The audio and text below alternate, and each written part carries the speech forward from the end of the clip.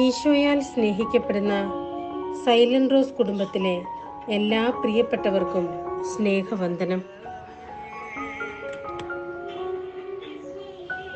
ഞാൻ വഴിയും സത്യവും ജീവനുമാകുന്നു. എന്നിലൂടെയല്ലാതെ ആരും പിതാവിൻ്റെ അടുക്കലേക്ക് കടന്നു ചെല്ലുന്നില്ല. ഈശോ പറഞ്ഞു. ജീവിതത്തിൽ പലപ്പോഴും വഴി അറിയാതെ അലയുന്നവരാണ് നമ്മൾ. നല്ല വീതിയുള്ള റോഡ് മുമ്പിലുള്ളപ്പോഴും ജീവിതത്തിന്റെ വഴി എങ്ങോട്ടാണെന്ന് ചിന്തിച്ച് മനസ്സ് കലങ്ങുന്നവരാണ് നമ്മൾ. കഴിഞ്ഞ ദിവസം ജീവിതത്തില് ഒരുപാട് പരാജയങ്ങൾ ഏറ്റുവാങ്ങിയ ഒരു പെൺകുട്ടിയോട് അവളുടെ ജീവിതത്തിലുണ്ടായ ചെറിയൊരു അബദ്ധ സഞ്ചാരത്തെക്കുറിച്ച് സൂചിപ്പിച്ചുകൊണ്ട് ഞാൻ പറഞ്ഞു, മോളെ, നീ ഇനിയും ആ ഒരു ബന്ധത്തിൽ തന്നെ തുടർന്നിട്ടുണ്ടെങ്കിൽ അത് നിനക്കോ അവനോ നല്ലതിൽ കലാശിക്കുമെന്ന് എനിക്ക് തോന്നുന്നില്ല. ഞാൻ അങ്ങനെ പറയാൻ കാരണമുണ്ട്. അമ്മയുടെ ചെറുതായുള്ളതെങ്കിലും നല്ലതല്ലാത്ത ഒരു ബന്ധം കണ്ടുപിടിച്ച 10 വയസ്സുള്ള മകൻ എപ്പോഴും അമ്മയ്ക്ക് കാവലായിരുന്നു. അവൻ ഇടയ്ക്കിടയ്ക്ക് അമ്മയുടെ മൊബൈൽ എടുത്ത് പരിശോധിക്കും.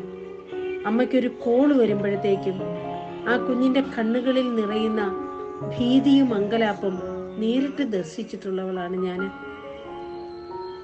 പക്ഷേ ഏതാനും മാസങ്ങൾക്ക് മുൻപ് ആ കുഞ്ഞ് വൈദ്യുതാഘാതമേറ്റ് മരിച്ചു. ഒരു തരത്തിൽ പറഞ്ഞാൽ ആ കുഞ്ഞിന്റെ മാതാപിതാക്കൾ തന്നെയാണ്, അതായത് ഈ പെൺകുട്ടിയും അവളുടെ ഭർത്താവും തന്നെയാണ് ആ കുഞ്ഞിന്റെ മരണത്തിന് കാരണം. വഴക്കുണ്ടാക്കി രണ്ടുപേരും അകന്ന് ജീവിക്കാൻ തുടങ്ങി. 2 വീടുകളിൽ ഒറ്റപ്പെട്ടു പോയത് ആ കുഞ്ഞാണ്. അവൻ അപ്പന്റെ കൂടെ നിന്നു. അപ്പനാണ് ശരിയെന്നും അപ്പനാണ് നല്ലതെന്നും അവൻ വിശ്വസിച്ചു. പക്ഷേ അപ്പന് അവനെ വേണ്ട വിധത്തിൽ നോക്കാൻ കഴിഞ്ഞില്ല. ആ മനുഷ്യൻ അയാളുടെ കാര്യങ്ങൾക്ക് വേണ്ടി അവനെ വീട്ടിൽ ഒറ്റയ്ക്കാക്കിപ്പോയി. വൈദ്യുതാഘാതമേറ്റ് ആ കുഞ്ഞ് മരിച്ചു കിടന്നത് 3-4 മണിക്കൂറാണ്. ആ മൃതശരീരം കണ്ണുകൾ കൊണ്ട് കണ്ട് വേദനിച്ച് ജീവച്ഛവമായി നിന്ന ആ പെൺകുട്ടി ഇന്നും എൻ്റെ കണ്ണുകളിലുണ്ട്.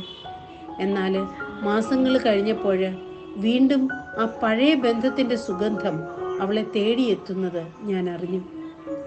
അപ്പോൾ മരിച്ചവരാരും ജീവിച്ചിരിക്കുന്നവരെക്കാൾ മുൻപിലല്ല എന്ന സത്യം ഞാൻ ഓർത്തു. അതുകൊണ്ടാണ് അങ്ങനെയൊരു മുന്നറിയിപ്പ് ഞാൻ അവൾക്ക് കൊടുത്തത്. കുഞ്ഞുമാലാഖ മുകളില് തമ്പുരാന്റെ സന്നിധിയിൽ നിന്ന് അവൾക്ക് കാവലുണ്ട് എന്ന് ഇന്ന് ഞാൻ വിശ്വസിക്കുന്നു. വഴിതെറ്റിപ്പോകുവാൻ അവളെ അവൻ അനുവദിക്കുകയില്ലെന്നും ഞാൻ പ്രാർത്ഥിക്കുന്നു. ജീവിതത്തിൽ പലപ്പോഴും നമ്മൾ നടന്നു പോകുന്ന വഴികള് അത് ദൈവം നടത്തുന്നതാണെന്ന് ചില തെറ്റുകൾക്ക് കൂടി കാവലായി നമ്മളങ്ങ് കരുതും. പക്ഷെ എല്ലായ്പ്പോഴും അങ്ങനെ ആയിരിക്കണമെന്നില്ല.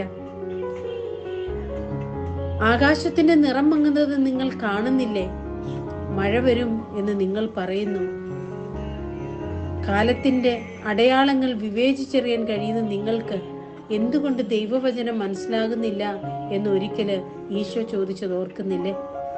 നമ്മുടെ ജീവിതത്തില് നമ്മെ കുറ്റപ്പെടുത്തുന്നവരായിക്കോട്ടെ, നന്മ പറയുന്നവരായിക്കോട്ടെ, വഴിയിൽ കാണുന്ന ഒരു നോട്ടീസിലെ വാക്യമായിക്കോട്ടെ, വഴിയിൽ എഴുതി വെച്ചിരിക്കുന്ന ദൈവത്തിന്റെ ഒരു വചനമായിക്കൊള്ളട്ടെ, ഒരു സിനിമയിലെ ഡയലോഗ് ആയിക്കൊള്ളട്ടെ, ഒരു സീരിയലിലെ ചിന്താശകലമായിക്കൊള്ളട്ടെ, ഏതും ചില സമയം ദൈവം നമ്മളോട് സംസാരിക്കാൻ ഉപയോഗിക്കും.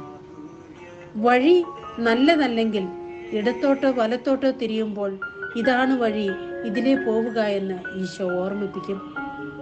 പക്ഷെ ആ കുഞ്ഞനുഭവം തിരിച്ചറിയണമെങ്കിൽ നമ്മുടെ മനസ്സിൽ ദൈവം ഉണ്ടായിരിക്കണം.